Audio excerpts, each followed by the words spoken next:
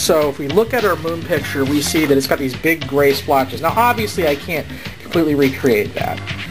I'm going to get as accurate as possible, but what I'm going to do, I'm not too worried about creating the actual topography of the moon, like making sure that I get this area to look like that. I just wanted to get the idea there for people. So I'm going to take a 30% gray Prisma. I'm going to kind of create these gray areas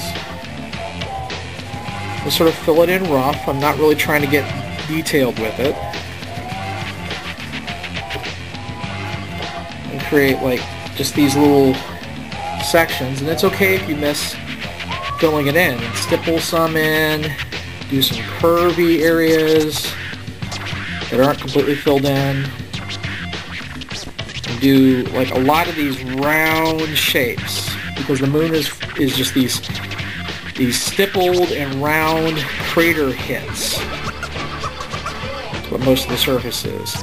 And then lots of squiggly area to recreate the big flat space there.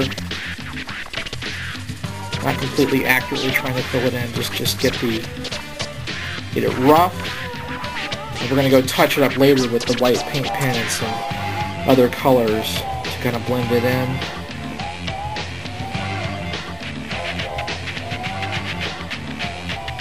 So I'll do like maybe a circle, and I'll kind of stipple around the inside of the circle. Lots and lots of these round impacts and craters. 20% Prisma. Go back and fill that area a little bit better.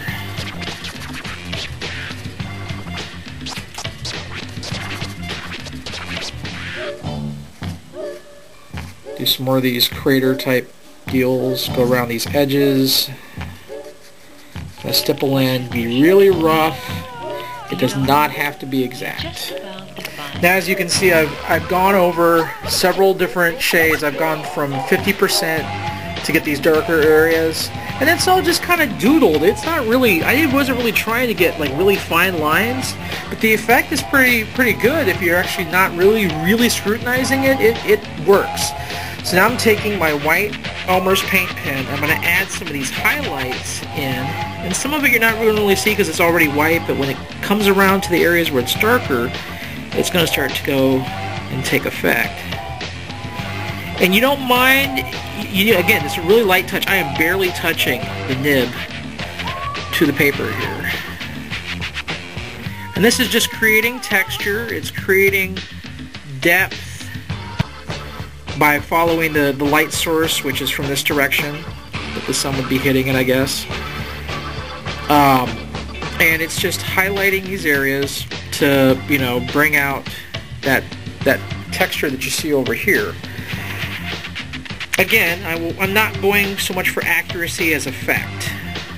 People are gonna, people when they look at your piece, they're not gonna have a photo of the moon with them to, go, oh, well, that doesn't match that crater, and there might be some astronomy nerds out there going to go, oh, well, that specific part isn't right, etc., but in general, people are not going to really scrutinize it. They're going to look at it, and their eye is going to trick them a lot of ways to fill in a lot of stuff that they see and make it, seem like it's actually more accurate than it really is, and it's all just an interpretation and stuff like that. And remember, the bottom line ultimately is just to have fun. If it's too, you decide the level of strictness and detail that you want to apply into your work. I'm just showing you techniques that you can apply to your pieces to make them better, or things that you might not have thought of, what I like to call sharing best practices. So you can see how it's really starting to bring a lot of the effect of the surface of the moon out.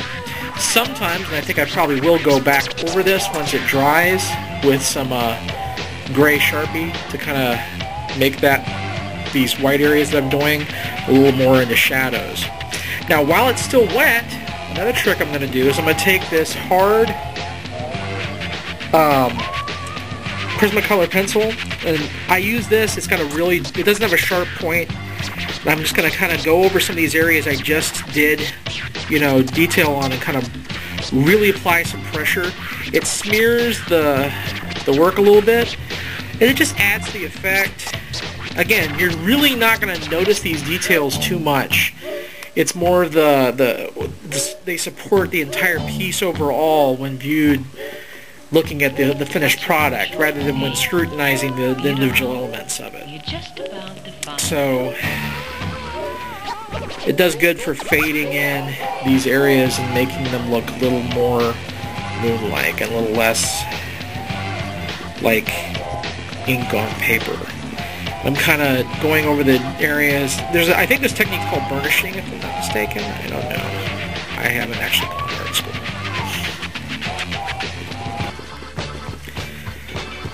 But as you can see what it's doing, it's kind of blending everything in. I'm pressing really hard. It's making all those gray areas a lot lighter. They're still there. You can still see them, but they're not as noticeable now. And I always try to leave the edge of objects like this completely white. Did you notice that? Because your eye, if you look at the real deal, it kind of does that in general. And I think when you look at that in the context of the larger piece, I think it looks pretty good. Look at the source. And I think next to each other, I'm going to just go over this very lightly with some, I think, 30% gray. I'm not even going to use the detail tip.